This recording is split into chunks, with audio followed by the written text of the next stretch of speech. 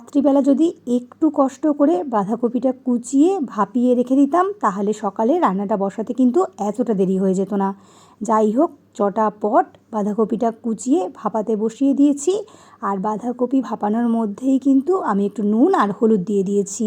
এতে কিন্তু বাঁধাকপি রান্নার সময় খুব একটা হলুদ দিতে লাগে না।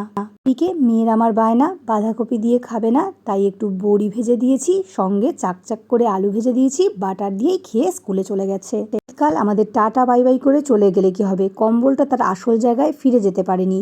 একবার এই ঘর তো একবার ওই ঘর হচ্ছে।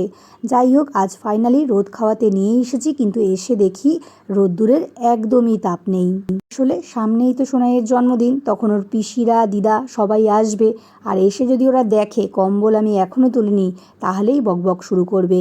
যাই হোক, প্রতিদিনের জামাকাপড় প্রতিদিন আমি কাচলে কি হবে, পর্দা কাচায় আমার ভীষণ এলার্জি। যাই হোক, আজ কিন্তু দুটো পর্দা কেচে দিয়েছি। আর অন্যান্য যেসব জামাকাপড় দেখলে সেগুলো কিন্তু আমার না, আমাদের নিচে যারা ভাড়া থাকে তাদেরই।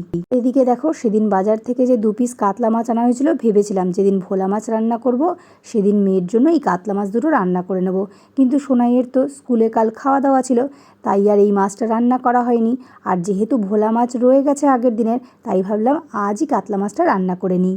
আজকের গল্পটা এটুকুই। আমাদের মতো মধ্যবিত্ত সংসারের টুকিটাকি কোনো গল্প নিয়ে হাজির হচ্ছি নতুন ভিডিও।